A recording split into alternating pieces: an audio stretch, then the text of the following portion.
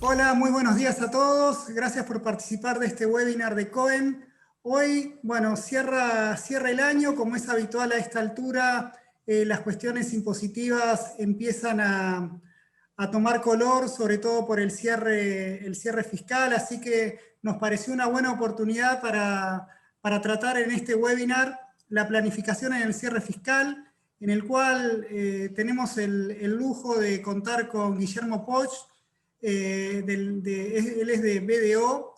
Él nos va a estar dando una charla sobre qué cuestiones debemos tener en cuenta de cara al cierre de este año, y vamos a ver qué oportunidades se nos abren a la hora de modificar las carteras.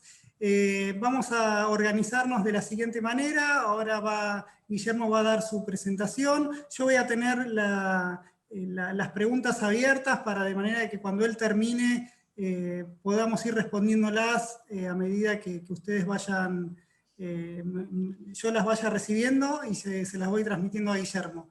Así que no los quiero interrumpir más con mi presencia, lo dejo con Guillermo. Guillermo, bienvenido, muchas gracias por estar con nosotros. Un gusto para nosotros tenerte nuevamente acá. Así que bueno, todo tuyo el espacio, y a los participantes a disfrutarlo y a tomar nota. Muchas gracias. Bueno, muchas gracias. Voy a compartir pantalla. Ahora vamos a... Denme un segundo. Tengo que compartir pantalla. Esta es la nueva realidad.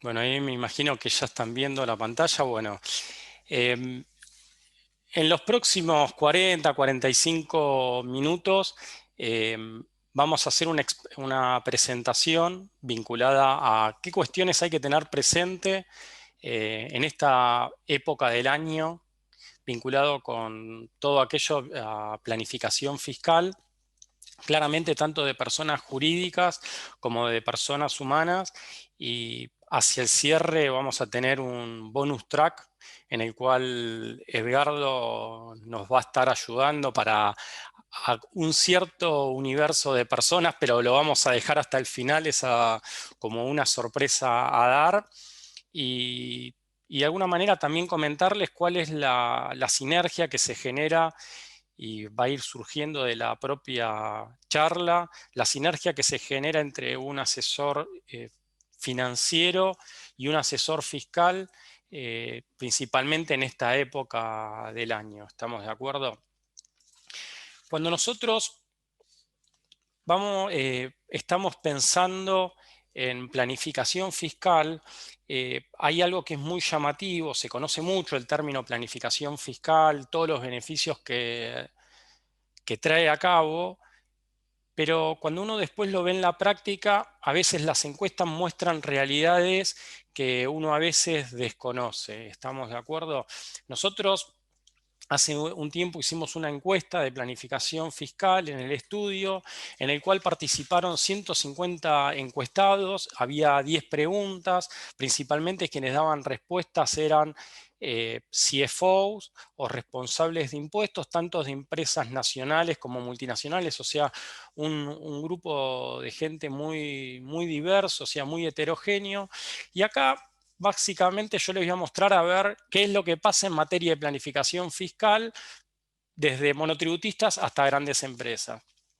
Una de las primeras preguntas que nosotros hacíamos es si se habían cuantificado los costos fiscales, y claramente aparece acá, se ve una gran mayoría de gente daba por positivo que sabía cuál era el peso de sus gravámenes y los costos que tenían vinculados a ellos.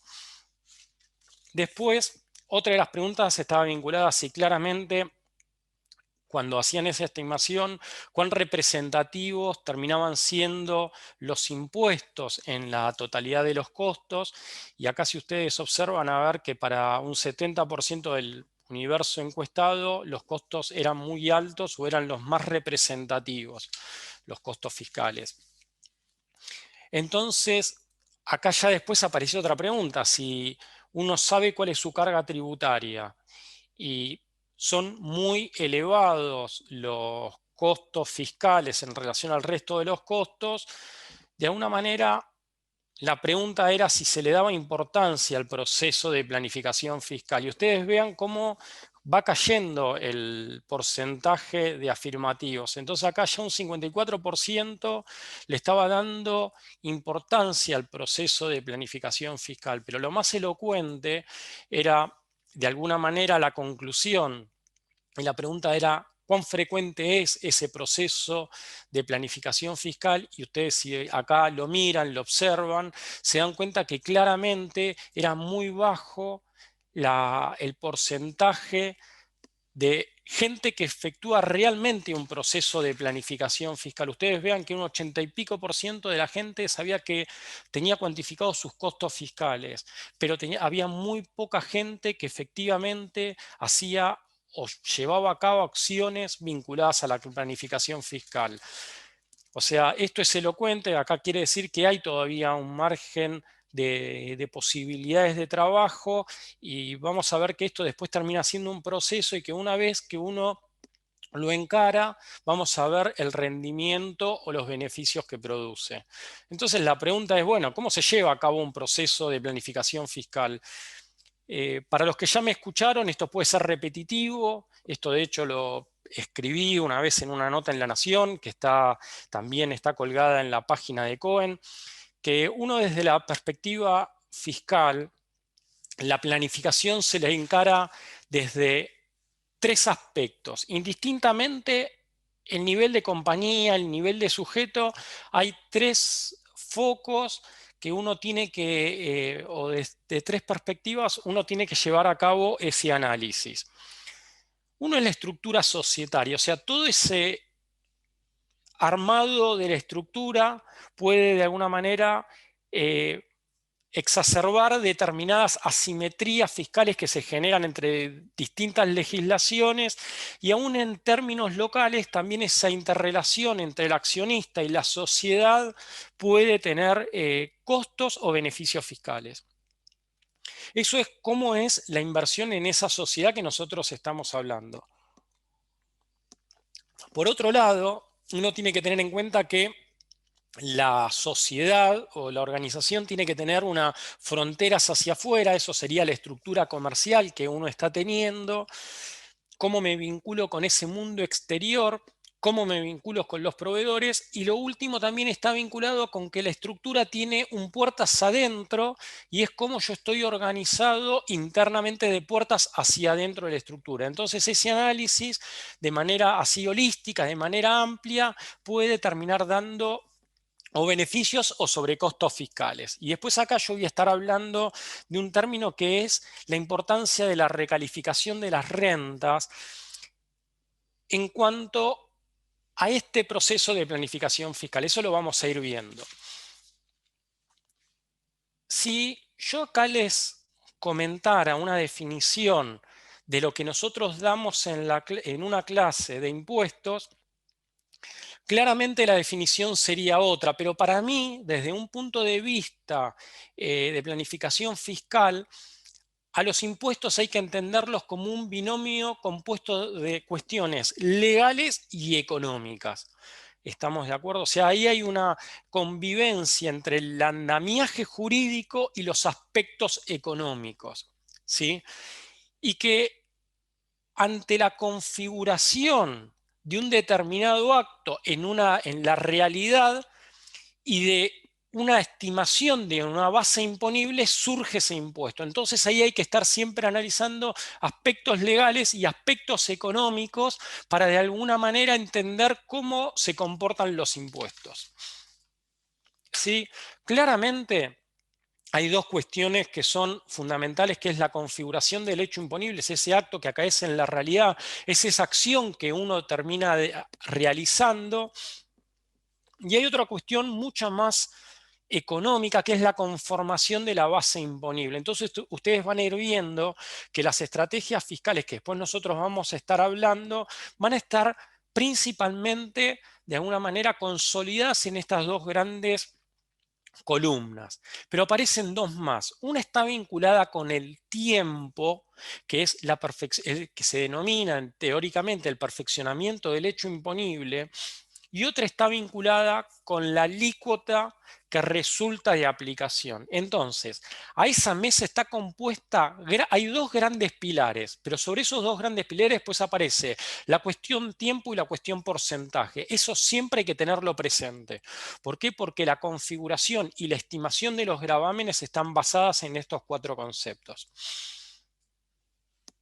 La primera pregunta, y uno siempre en materia de planificación fiscal se tiene que hacer preguntas. Uno es: ¿cómo estoy operando? ¿Cómo está armada mi estructura societaria? Eso es el andamiaje o cómo yo estoy conformado. Después uno se tiene que preguntar: ¿estoy utilizando todos los beneficios que me aportan las normas fiscales?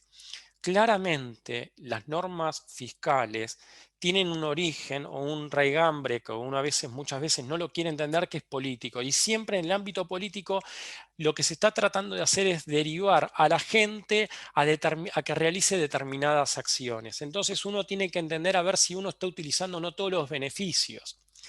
Después también, tanto la jurisprudencia, o sea, la justicia, como el órgano administrador, cualquiera sea, provincial, nacional, municipal, emite opiniones. Entonces uno tiene que saber que si bien hay todo un andamiaje jurídico legal, hay beneficios dados por las propias normas, también hay que tener presente que a veces los fiscos opinan, los jueces opinan, y eso sirven a los fines de la determinación del monto gravado. Y esto es una cuestión que uno lo tiene que hacer constantemente. ¿Cómo es el proceso? Si ustedes me dicen: bueno, Guillermo, me gustaría que nos ayudes a realizar este proceso. Bueno, esto está normalizado, ya está definido uno cómo lo hace. Entonces uno acá lo que hace es uno hace un análisis preliminar de la situación, mira el costo fiscal, uno determina las posibles soluciones.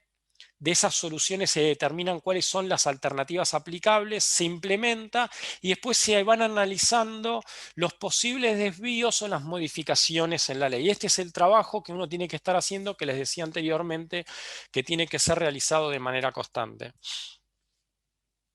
Particularmente, por el momento en que estamos, todo van a ver que hay ahora tres ejes: uno que está vinculado con el efecto de la inflación, otro está dado por las altas tasas de tributación, Edgardo va a hacer algunos comentarios hacia el final de la charla, y después por las asimetrías fiscales. O sea, vamos a ver que cuando uno está operando localmente o con el exterior se generan ciertas asimetrías, que eso hay siempre que tratarlas de minimizarlas al máximo, porque si no ahí se generan sobrecostos fiscales muy altos. Entonces, acuérdense, uno siempre va generando cambios a partir de inquietudes que uno se formula. Entonces uno dice: bueno, ¿qué hago en mi empresa? Acá claramente, en esta época del año, lo que hay que tener presente, y por como les comentaba antes, qué es lo que está pasando a nivel inflación, hay que tener muy presente la mecánica del ajuste por inflación, que no es complejo desde el punto de vista fiscal, y vamos a ver que en esta altura del año puede tener grandes impactos. Cuando nosotros vamos a la legislación, yo voy a tratar de ser muy práctico, pero tengo que hacer algunas remisiones teóricas. Vamos a ver que el ajuste por inflación tiene una parte que se llama un ajuste estático y un ajuste dinámico. Y de la conjunción de ambos regímenes, lo que termina sucediendo es que se termina introduciendo un ajuste en la posición fiscal, en el resultado fiscal de la compañía. ¿Estamos de acuerdo? O sea, se hace un ajuste. Acá rápidamente, yo esto lo voy a pasar rápido, no voy a hacer una clase teórica, pero claramente cuando el activo monetario, cuando ese activo inicial del año es superior al pasivo monetario inicial, se genera hacia fin de año una pérdida deducible. ¿Estamos de acuerdo? Entonces, si yo tengo muchos activos medidos, o sea, ese activo monetario medido conforme normas fiscales es mayor al pasivo, se genera una pérdida deducible, que es claramente lo que nosotros tenemos que estar intentando buscar. Y si el activo monetario es menor al pasivo monetario, se genera una ganancia agravada. Estas filminas nosotros las vamos a estar compartiendo. Ustedes acá van a ver cómo se compone el activo monetario. Claramente una cuestión a tener en cuenta es que los títulos valores es un título público que se revalúa hacia cierre. El año que viene me va a generar un ajuste en el estático. Entonces hay que tenerlo presente porque el ajuste estático mide de punta a punta. Mide desde el 1 de enero, ejemplo, una empresa que está cerrando diciembre, todos mis activos monetarios al inicio yo los llevo hasta el final por el índice de inflación y me genera una pérdida fiscal. Entonces eso es un tema a tener en cuenta, que yo ya tengo que estar pensando cómo cierro este año mi posición fiscal, mi posición contable, para de alguna manera salir a buscar el ajuste estático del año que viene. Eso es una cuestión a tener en cuenta. ¿Cuáles son los pasivos monetarios? Acá les quedan indicados cuáles son. Entonces, acuérdense, hay que tratar de minimizar los pasivos monetarios y aumentar los activos monetarios en la medida de lo posible. Esto es como una estrategia de planificación fiscal. ¿Cuáles son los activos no computables? Los que ustedes acá están leyendo. Entonces, acuérdense que nosotros tenemos que recomponer ese activo monetario fiscal y van a tener que sacar algunas partidas. Sobre el activo total van a tener que sacar algunas partidas y sobre el monetario van a tener que incluir las partidas. O sea, uno se arma por detracción y otro se arma por adición. Estamos cerca del cierre del ejercicio. ¿Sí? ¿Cuáles hay que tener en cuenta? Todos los retiros que ustedes están haciendo, o sea, que producen una disminución de ese patrimonio monetario que yo tengo hacia el inicio, ustedes acá los tienen listados, lo que me van a generar van a ser una ganancia agravada. Entonces, si yo estoy haciendo un retiro, convendría estarlo haciendo ahora, más no hacerlo a principio de año. ¿Por qué? Porque incide tributariamente en el ajuste por inflación. Entonces acuérdense esa combinación de ajuste estático con ajuste dinámico. Acá tienen otros que generan ganancias grabadas y acá ven cuáles generan las pérdidas deducibles porque son los incrementos patrimoniales. Ahora bien, estamos hablando de ajuste por inflación. Acá lo que uno tiene que tener en cuenta es cómo mido para ver si hay una confiscatoriedad. O sea, si alguien tuviera alguna duda, Edgardo hacia el final, cuando abramos a pregunta, él les podría estar dando respuesta a todo lo vinculado, las posibles acciones que hay en materia de ajuste por inflación, porque de alguna manera ya toda la jurisprudencia está allanada de que cuando se ve que hay una confiscación o que el impuesto a las ganancias está siendo confiscatorio, la jurisprudencia le está dando la razón a los contribuyentes. Entonces este es un aspecto a tener en cuenta. Hay que tener en cuenta que anteriormente, cuando uno hacía el ajuste por inflación, se reconocía de a tercios, ahora se está reconociendo de a un sexto, y acá hoy en día hay unas porciones que se reconocen a un tercio y otras a un sexto. No es un aspecto menor, también vinculado a la pérdida de valor de la moneda local, es la generación de diferencias de cambio. Las tenencias en el exterior, de alguna manera, no generan a nuestro entendimiento, por una cuestión netamente teórica, que hay una aplicación de una norma nominal, no generan diferencias de cambio, con lo cual la plata que uno tiene en el exterior no estarían generando resultados positivos. Si yo tengo dólares localmente, sea en un banco o sea en una caja de ahorro, me genera diferencias de cambio. Esto es una diferencia con una persona física. La persona física no reconoce las diferencias de cambio. Y estando en el exterior, de alguna manera uno no está tampoco obligado a reconocer esa diferencia de cambio. Si esto el fisco tal vez no lo toma como un ajuste pasivo y puede ser que el fisco lo quiera discutir, pero hay argumentos para tratar de buscar el no reconocimiento de esa diferencia de ajuste por inflación. Lo mismo pasa, que hay algunas cuestiones que están vinculadas y acá están listados. ¿Qué es lo que sucede cuando uno dispone de esas tenencias en el exterior? Uno puede asumir más riesgo no reconociendo esa diferencia de cambio. Hay otra parte de la doctrina que entiende de que se deben reconocer. Y hay una cuestión que es importante, que la venta de bienes en el exterior siempre se mide en moneda dura. Eso no es un aspecto menor porque la diferencia de cambio no termina siendo reconocida. Típico ajuste en esta época del año a tenerlo en cuenta es ¿qué hago con los deudores incobrables? Entonces acá, ¿cuáles son los beneficios que genera el reconocimiento de un deudor incobrable? Acá uno actúa como un morigerador de la carga tributaria, eso está indicado por la doctrina, hay toda una serie de requisitos a cumplimentar para que la deducción no traiga perjuicios fiscales. Y de alguna manera lo importante también es que cuando uno reconoce a un sujeto como deudor incobrable se modifica el criterio de imputación de lo devengado a lo percibido. Y un aspecto central es la notificación fehaciente. Como notificación fehaciente uno tiene que entender el telegrama, la carta documento, la publicación de dictos o el acta notarial, o sea, la actuación de un notario actúa como una notificación fehaciente. La carta con aviso de retorno ya está indicado de que no se considera una notificación fehaciente.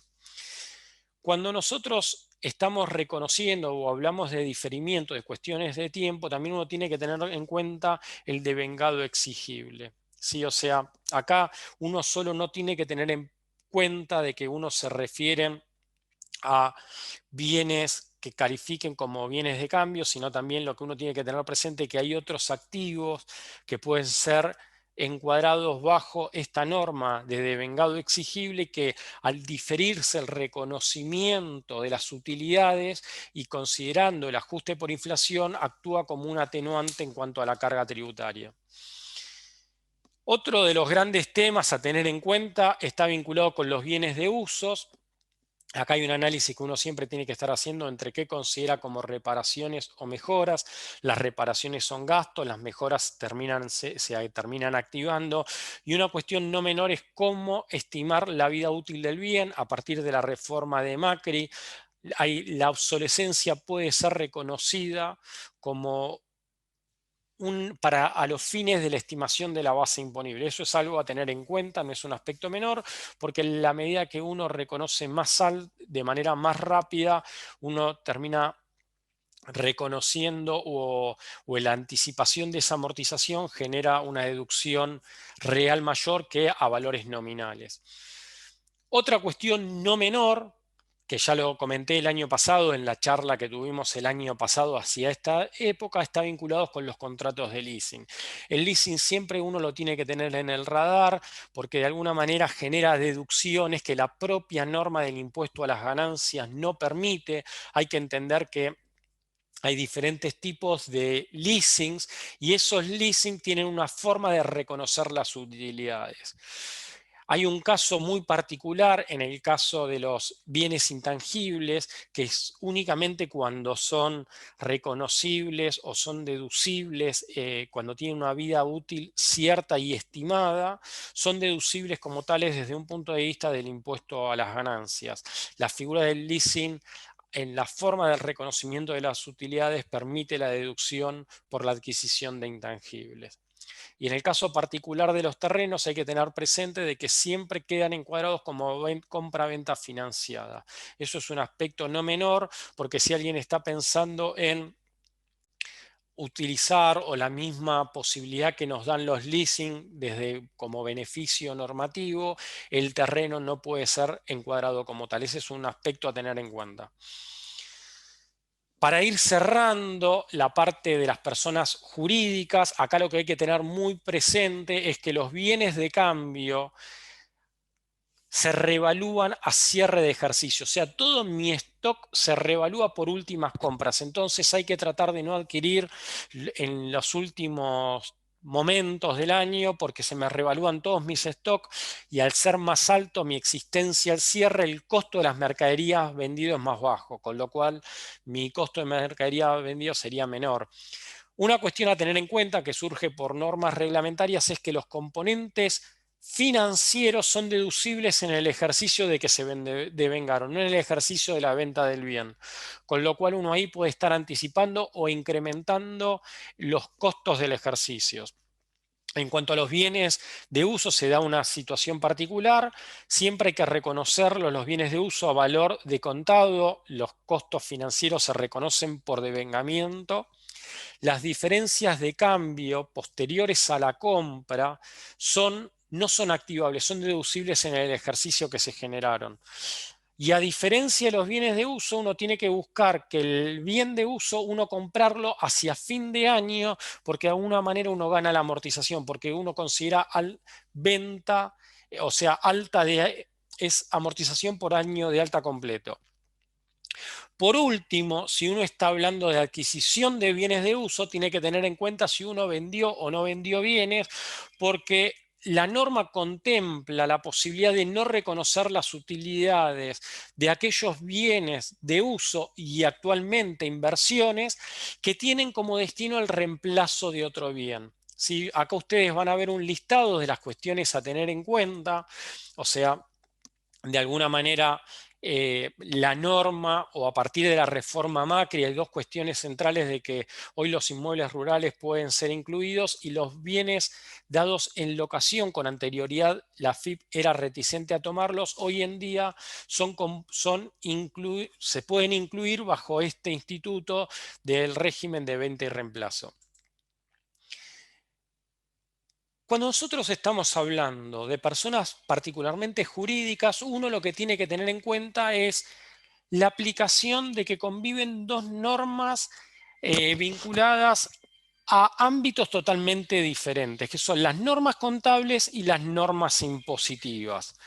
Las normas contables, cuando uno está teniéndolas en cuenta, no tiene que tener esa concepción de que la norma tiene que seguir taxativamente los mismos requisitos que las normas fiscales. Y ahora me van a entender por qué.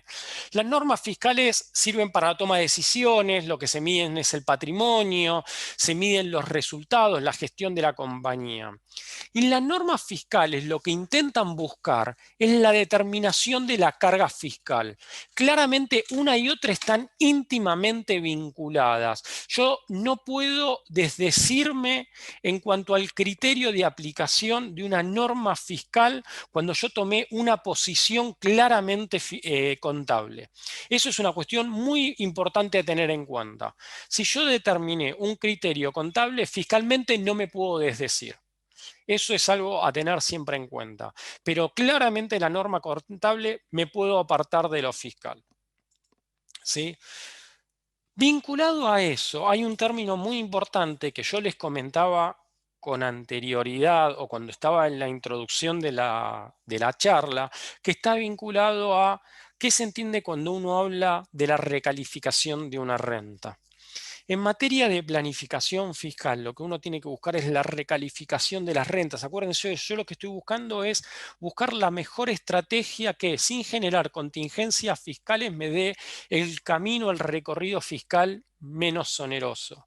Y vamos a ver que en la conjunción de normas contables, posibilidades de armar la estructura comercial, posibilidades de armar la estructura interna, posibilidades de armar la estructura societaria, uno está posibilitado en recalificar la renta. Entonces, uno, ¿qué es lo que habla de recalificación de renta? Es cambiarle la denominación a un mismo flujo de fondos. ¿Estamos de acuerdo? En la interrelación entre las personas físicas y las personas jurídicas, entre los accionistas, los inversores y las sociedades, estos son los puntos de encuentro. Hay un capital, puede haber préstamos, hay retiros a cuentas, hay honorarios directores, hay salarios. ¿Estamos de acuerdo? Entonces después cuando pasemos a la parte de persona física vamos a ver que todo se termina interrelacionando y que desde el punto de vista de las personas jurídicas, la recalificación de rentas principalmente se va a enfocar a la utilización de saldos a favor y a la localización de las rentas. O sea, algo que tiene la norma argentina es que impide la utilización de determinados créditos de impuestos en el exterior. hacia el inversor. Y si una sociedad argentina está invirtiendo en un vehículo en el exterior, o yo estoy desarrollando negocios con el exterior, tengo que tener en cuenta cómo estoy computando los créditos de impuestos análogos pagados en el exterior. ¿Por qué? Porque se pueden de alguna manera generar sobrecostos fiscales. ¿Estamos de acuerdo? Entonces ese término es, uno tiene que tratar o de analizar en profundidad si yo puedo recalificar, si puedo modificar ese flujo de fondo hacia los inversores o hacia los titulares. O sea, yo puedo ser inversor como empresa, hacia una empresa de afuera, o yo estoy prestando un negocio en el exterior y por la forma de prestarlo se me generan sobrecostos porque tengo que pagar impuestos en el exterior y localmente en Argentina. Eso se puede trabajar en cada situación en particular, pero el concepto es la recalificación de las rentas. Eso es el kit de la cuestión.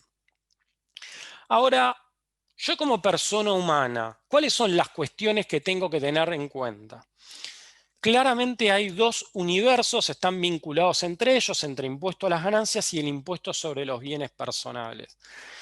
Claramente uno tiene que hacer énfasis a lo largo del año en el impuesto a las ganancias, porque es un impuesto de ejercicios, y el impuesto sobre los bienes personales es un impuesto que es instantáneo. Nosotros hacia cierre de ejercicios, ustedes van a estar recibiendo un material, un artículo que estamos emitiendo desde Cohen, que habla sobre esta situación de la foto que se saca hacia fin de año, y acá es donde yo entiendo que un asesor financiero es quien los puede terminar ayudando mucho en cuanto a la posición a cierre, obviamente conversándolo con su asesor fiscal, para de alguna manera maximizar o dejar una posición financiera acorde a los beneficios que otorga la ley del impuesto sobre los bienes personales, ¿sí? Desde el punto de vista de impuesto a las ganancias, si ustedes hubiesen estado en los cursos que dimos desde el estudio con Cohen, ustedes veían este cuadro. Este cuadro el año pasado, a partir de la administración Fernández, se introducen modificaciones que ya van a resultar de aplicación y se restituyen ciertas exenciones, que acá claramente la van a recibir, que es plazo fijo, los títulos públicos, todas estas rentas pasan a estar exentas, o sea, se restituyen exenciones que a partir de la implementación del impuesto cedular se habían dejado de lado. Entonces acá el asesor financiero les puede estar indicando cuáles son esas, o lo hicieron a lo largo del año, cuáles eran esas posiciones que no pagaban impuestos a las ganancias. Si esto es el recorrido que tuvieron que haber hecho durante el año, pero cuando nosotros hablamos de foto a cierre nos tenemos que involucrar de lleno en los impuestos patrimoniales. Cuando hablamos en impuestos patrimoniales, claramente estamos hablando del impuesto sobre los bienes personales. Yo hablo de impuestos patrimoniales porque puede ser que aparezca un impuesto a la riqueza y acá siempre está la duda, ¿qué pasa con impuesto que ya fue de alguna manera instaurado en la Argentina, si se saca o no se saca? ¿Estamos de acuerdo? Entonces ahí dejo una inquietud, por eso de ahí que ustedes ven características de impuestos patrimoniales. Acá como notas sobresalientes lo que uno tiene que tener en cuenta es que uno tiene que tener presente que lo que mira es la posesión de bienes.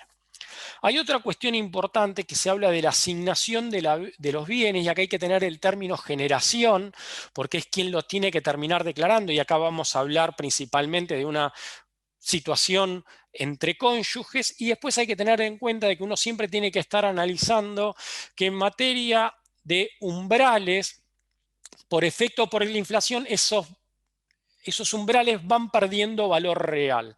Sí, quedan a valores nominales y pierden valor real, con lo cual uno tiene que estar pensando muy en firme su cartera, porque saben que los mínimos no sometidos a tributación no van a ser actualizados. Cuando uno está hablando de cuestiones patrimoniales, las alternativas vienen por una división patrimonial, que es lo que les comentaba, o sea, hay que tener en cuenta quién es el originante o de dónde se generaron esas rentas para comprar esos bienes, para asignarlos entre cónyuges. Y después está en determinados patrimonios que de alguna manera o están vinculados a riesgo, a potenciales riesgos, la desafectación patrimonial, para ver qué hacemos con ese patrimonio en exceso que un sujeto puede ya estar pensando de que lo puede saltear a futuras generaciones. Cuando hablamos de división patrimonial, la situación de cónyuges, lo que acá hablamos que los bienes gananciales tienen que reconocer cada cónyuge cuando así haya sido adquirido con el producto de su ejerción, oficio, empleo, comercio o industria. Por eso yo les hacía aclaración en cuanto al concepto de generación. ¿Qué es lo que ustedes le tendrían que estar preguntando hoy al asesor financiero? Claramente ellos lo conocen tanto como cualquier asesor fiscal, les van a estar comentando que un título público argentino no va a quedar sometido al impuesto sobre los bienes personales, que los depósitos bancarios, llámese caja de ahorro, plazos fijos, en la Argentina no van a quedar sometidos a gravamen, una cuenta corriente sí queda grabado. ¿Qué pasa particularmente con los fondos comunes de inversión que resultan grabados y también qué pasan con los bonos soberanos extranjeros, con las acciones de empresas? Uno podría pensar que claramente una sociedad argentina casi no paga un impuesto patrimonial porque la alícuota quedó muy baja, quedó en el 0,5%. Pero esto yo creo que el asesor financiero, cuando ustedes cierran la reunión de hoy, pueden llamar a su asesor financiero y decirle, a ver, estoy a momento, y eso lo conversan con su asesor fiscal, estoy a momento de reconvertir mi posición fiscal, mi posición de tenencias para mejorar mi posición fiscal. Creo que todavía estamos a tiempo. Eso es lo que yo les recomendaría a mis clientes y acá cada uno lo tendrá que conversar con su asesor fiscal. Cuestiones para ir cerrando la cuestión en cuanto a las personas físicas. Los bienes en el exterior, excepto cuando hablamos de acciones o bonos en Argentina, quedan estando grabados. Si hay bienes que llámense inmuebles, no hay que seguir siempre la misma evaluación de los ejercicios pasados, sino que uno tiene que pedir una evaluación a cierre, y si hubo fluctuaciones en el valor de mercado de ese bien, uno fiscalmente lo tiene que reconocer, el aumento como también la pérdida de valor de ese activo. Otro tema a tener en cuenta, como les comentaba, las tasas, llámese en empresas argentinas como en fideicomisos no financieros, son más bajas, y los sujetos del exterior, aquellos sujetos que perdieron residencia argentina, solo tienen que tributar sobre sus bienes en la Argentina. Acá hablábamos de la posibilidad de desafectar determinados bienes, o sea, cuando uno habla, pongámosle nombre y apellidos, es un trust en el exterior. ¿Qué es lo que yo debiera estar haciendo? Acá uno tiene posibilidades en cuanto al armado. Dependiendo de cómo se conforme ese patrimonio, hay que reconocerlo o no hay que reconocerlo en el impuesto sobre los bienes personales. Y hay que tener en cuenta que no es una cuestión menor cuando uno está hablando de planificación de una persona física y también de ese concepto que les dije antes de recalificación de renta, es el aporte al fideicomiso, queda grabado un 0%. Cuando yo me hago un desprendimiento, genero una ganancia de capital, no un rendimiento, la tasa es del 15%. Entonces, para tener presente, a nivel de persona física, hay que tiene impacto en materia de los impuestos sobre los bienes personales, hay tres grandes tasas: rendimientos 35, dividendos calificados, llámese como dentro de rendimientos, al 35%. Cuando hablamos de ganancias de capital, un 15%, que es una tasa muy económica, inclusive a nivel internacional no es un aspecto menor a tener en cuenta. Y el aporte en fiducia, como no se hace a título oneroso, no termina quedando grabado. Entonces, esa ganancia de capital hay que tenerla presente. Las tasas las van a estar recibiendo. Estas son las tasas aplicables a la fecha en cuanto al impuesto sobre los bienes personales. Y acá lo que uno tiene que tener en cuenta es si tengo posibilidades de recalificar rentas en materia de personas humanas. Yo estoy convencido de nuevo que estos cuatro conceptos que le mencionaba anteriormente, hay posibilidades de recalificar rentas. Y en adición a ello, también uno tiene que tener en cuenta cuando uno está armando sociedades o grupos o uno se está desprendiendo de ciertas participaciones accionarias o uno está trabajando en la reconfiguración de un esquema internacional, uno tiene posibilidades de recalificar rentas y obtener tasas más módicas como pueden ser las ganancias de capital a una tasa de un 15%, que como les dije, para mí es una tasa muy económica que establece la legislación argentina. Entonces, acá lo que uno tiene que tener en cuenta, de nuevo, cuando uno habla de ese concepto de recalificación de rentas o de flujos de fondo, lo que uno tiene que tener en cuenta en la persona humana es la utilización de saldos a favor.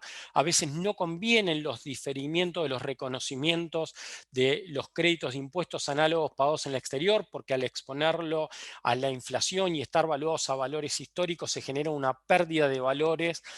Entonces ahí uno tiene que estar trabajando de manera muy exhaustiva el reconocimiento de la renta con el crédito de impuestos que uno reconoce en el exterior. La legislación argentina lo permite, la posibilidad de computar créditos de impuestos pagados en el exterior, y eso inclusive está incrementado por la aplicación de los convenios para evitar la doble imposición. Y como les comentaba anteriormente, la alícuota aplicable es una cuestión fundamental a tener en cuenta en cuanto a la recalificación de las rentas. Si estamos hablando de planificación fiscal, no podemos dejar de conversar la resolución recientemente implementada, la RG 4838, de un régimen de información de planificación fiscal, que esto hay que conversarlo y hay que tenerlo presente con los asesores fiscales porque genera un régimen de información para todos aquellos que hacen o articulan regímenes, que articulan acciones o esquemas de planificación fiscal, y también los profesionales estamos en ese loop, en ese universo de sujetos obligados a la información, que eso es una cuestión que lo tiene que resolver cada uno. En conclusión, ¿qué es lo que tenemos que tener en cuenta? Hay cuestiones cambiarias hoy en día, porque de alguna manera esa imposibilidad de pagar, o acá hay que trabajar muy fuerte la posibilidad de transferir dinero al exterior, por lo que les comentaba en cuanto a las diferencias de cambio que se pueden generar.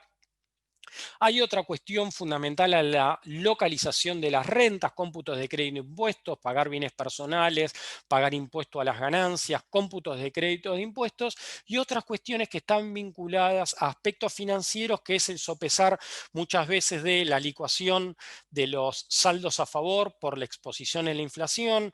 Desde otro punto de vista financiero, uno tiene que sopesar costo fiscal de impuestos sobre los bienes personales versus el costo, o sea, o riesgos financieros, que ahí después Martín le puedes, cuando estemos haciendo el cierre de la charla, él lo va a estar sopesando. Son estas cuestiones que uno tiene, en estos análisis amplios que uno tiene que estar haciendo, que uno tiene que tener en cuenta. No nos vamos a estar retirando sin antes venir con el bonus track, que era el tema que queríamos comentarles hacia el cierre, que acá le voy a dar la palabra a Edgardo, que está vinculado con el impuesto a la riqueza. Hoy el impuesto entró en vigor. Él y Alberto Mastandrea, oportunamente, previo a la implementación del gravamen, hicieron una exposición acá con Cohen. Entonces, lo importante es qué pasa con aquellos sujetos que se vieron incididos por el impuesto sobre los bienes personales. Él ahora va a explicarle rápidamente en 5 o 7 minutos para después abrir un panel a preguntas y comentarios de Martín para dar el cierre y concluir a la 1. Edgardo, es todo tuyo el espacio y yo me quedo para preguntas luego de lo que comente Martín. Ok, gracias Guillermo. En primer lugar, buenas tardes ya a todos. Muchas gracias por la invitación al Grupo Cohen. Y como lo comentaba Guillermo, tal vez lo llamamos bonus track por la actualidad que tiene este tema. Y cuando hablamos de actualidad, este tema del impuesto a la riqueza se estuvo hablando durante todo el año. Al principio no sabíamos cómo iba a salir, se fue modificando en algunos aspectos, pero en todos los aspectos siempre lo que se concluyó fue que iba a tener una baja recaudación. Y cuando hablamos de baja recaudación, no se tiene en cuenta lo que en general en algunos periódicos hablaban de rebelión fiscal. Y no se trata de una rebelión fiscal, porque rebelión fiscal se da cuando se constituyen los requisitos para cumplir una obligación y no se cumplen. En este caso, del impuesto a la riqueza, nosotros lo que vamos a notar y de lo que surge de la norma es que hay un montón de principios constitucionales en pugna, ¿sí?, que tiene este tributo. Entonces, al estar en pugna estos principios, la decisión de la mayoría de los contribuyentes es litigar el gravamen y que decida la justicia si deben pagarlo o no.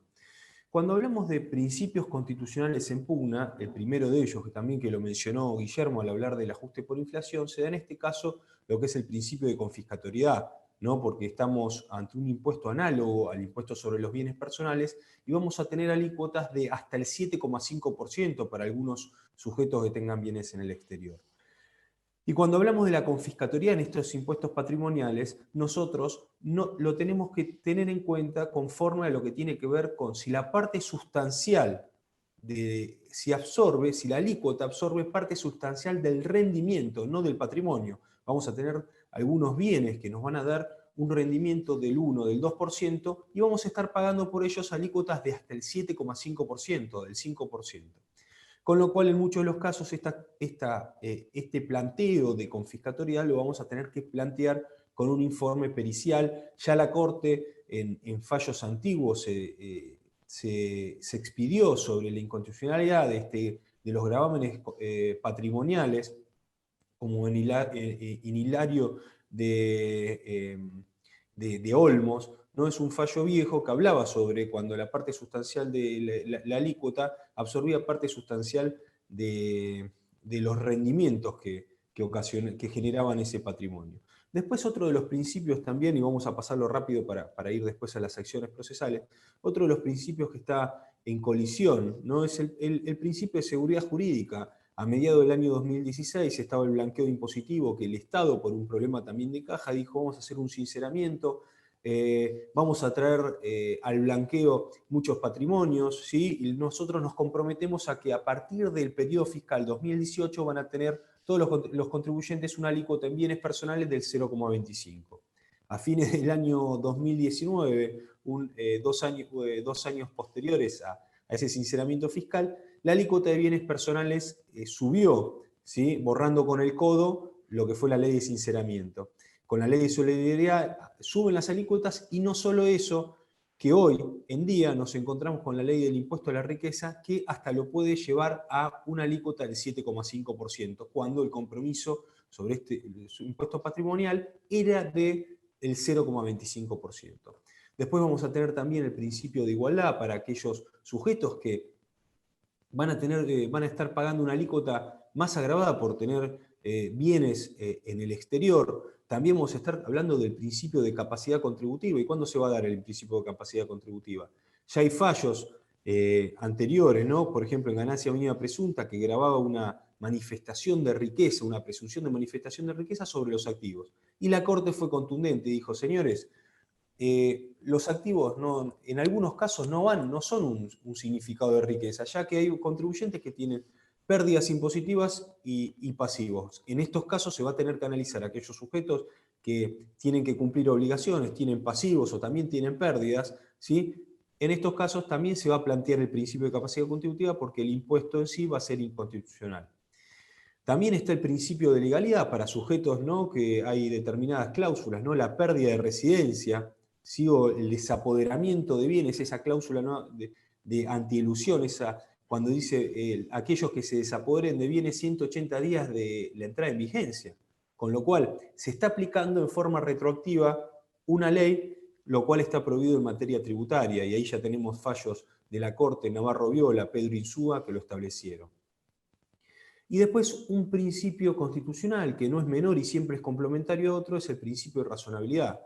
Nosotros, cuando se analizó esta ley, cuando se va a crear, es un aporte extraordinario para morigerar los efectos económicos de la pandemia. Bien, digamos, ¿cuáles son los efectos económicos? Cuando vamos a la afectación específica del gravamen, la mayor parte de la afectación de este gravamen va a estar destinada al 25% para la producción de gas natural. Ahí vamos a ver cómo colisiona con el principio de razonabilidad, porque no está relacionado con el objetivo que tiene, la finalidad, el espíritu del legislador que tuvo esta norma, con lo cual este principio se va a plantear. Bueno, en general cuando se hacen planteos de inconstitucionalidad en diferentes gravámenes, ¿no? Por ejemplo, el que estaba comentando Guillermo en el ajuste por inflación, siempre vamos a hablar de un principio en sí. Y en ese caso estamos hablando de no confiscatoriedad. Por ejemplo, en ganancia mínima presunta hablábamos de capacidad contributiva y razonabilidad. Vemos que esta norma del impuesto a la riqueza tiene un montón de principios constitucionales que están en grave tensión, ¿sí? Por eso, a partir de acá, lo que les quiero decir en una breve síntesis es qué hacen los contribuyentes que deciden no abonarlo y litigarlo, es decir, no abonarlo y que pongan a decisión judicial si les corresponde pagarlo o no. Acá tenemos dos vías, ¿no? Porque este impuesto va a ser un impuesto nuevo, se va a aplicar lo que es el sistema autodeterminativo, es decir, el contribuyente va a tener que presentar una declaración jurada nueva, con lo cual va a tener al momento del vencimiento de esa declaración jurada lo que tiene que hacer el contribuyente es no presentar la declaración jurada y presentar una multinota ante la AFIP, exponiendo los argumentos de hecho y derecho por los cuales considera que el gravamen para el caso particular es inconstitucional. Lo que va a hacer el fisco a partir de eso va a iniciar una inspección sobre el impuesto particular y que va a derivar en una determinación de oficio por parte del fisco y ahí el contribuyente va a tener que apelar esa determinación de oficio con efectos suspensivos ante el Tribunal Fiscal de la Nación.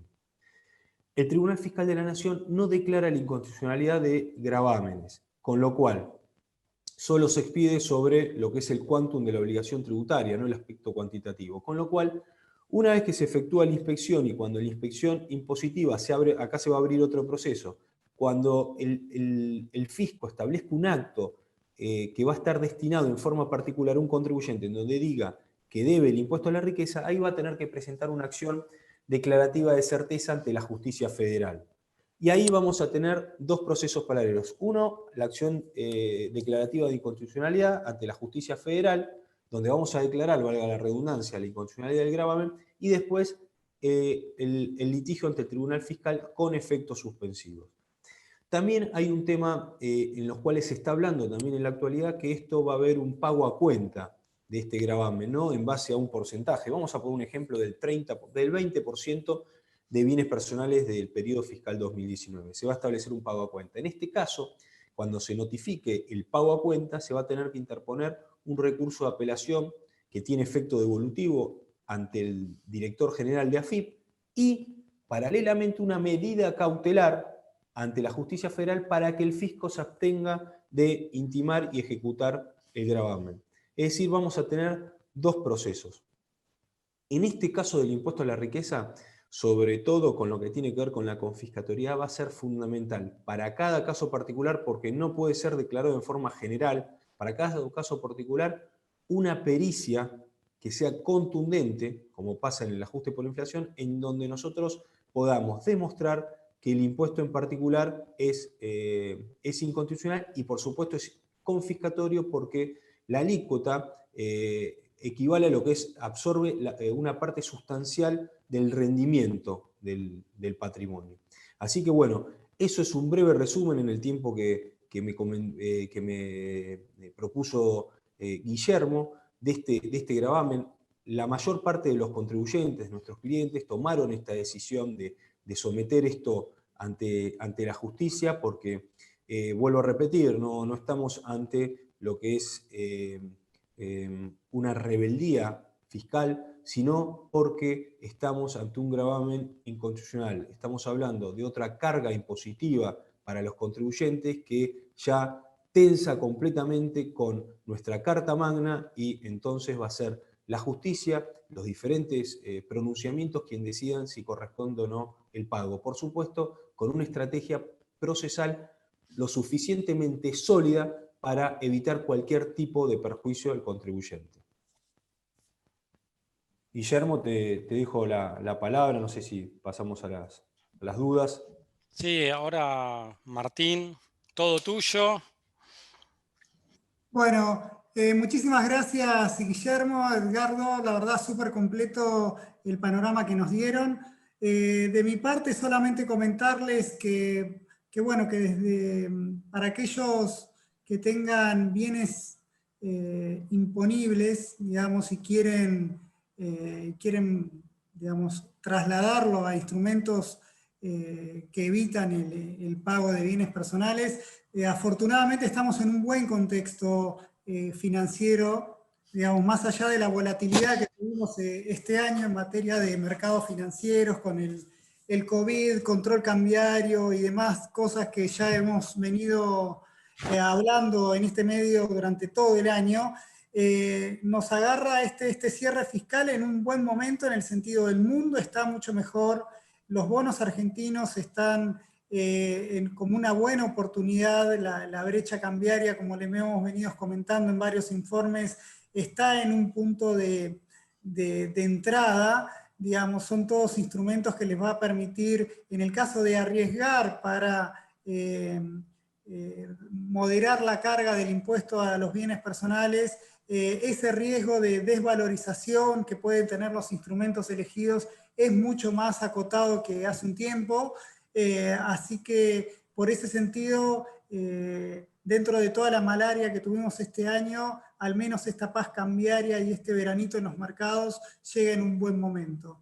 No sé, Guillermo, si tenés alguna pregunta que quieras responder dentro de las del chat que ves ahí, o si no ya le damos el cierre. Vos dirás.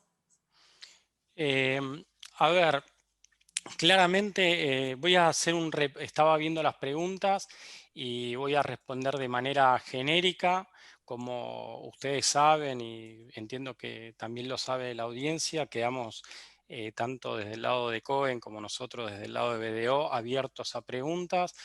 Cuando uno está... Las preguntas están motivadas principalmente en dos conceptos, los ADR o los CDR. Cuando uno habla de ADRs y habla que atrás está conformado por acciones argentinas, uno lo tiene que reconocer como la utilidad o el patrimonio de una sociedad argentina. Y cuando uno está hablando de un título, un CDR tiene los beneficios de estar cotizando localmente. Tal vez no así desde el punto de vista de impuestos sobre los bienes personales, pero a grandes rasgos, para responder y cumplir con la hora que nos habíamos propuesto a la 1 de la tarde, esos serían las grandes respuestas que les puedo dar. Y cualquier cosa, desde ya que quedamos abiertos, vamos a circularizar las filminas y a disposición, Martín. Bueno, muchísimas gracias, Guillermo, Edgardo. Un gusto para nosotros poder darle a los clientes la visión tan completa que nos han dado, este panorama. Para los demás, muchísimas gracias por haber participado este último webinar de este 2020. Los esperamos el año que viene con seguramente muchos más de estos temas. Ojalá que sea hablando de buenas noticias y de menos impuestos seguramente, como todos quieren. Así que de mi parte solamente desearles que muy felices fiestas, que arranquen el 2021 con mucha fuerza y salud. Así que bueno, muchas gracias a todos, estamos en contacto, a disposición. Gracias Guillermo, gracias Edgardo, hasta la próxima. Muchas gracias. Gracias a ustedes. Chau, chau. A entera disposición, muchas gracias.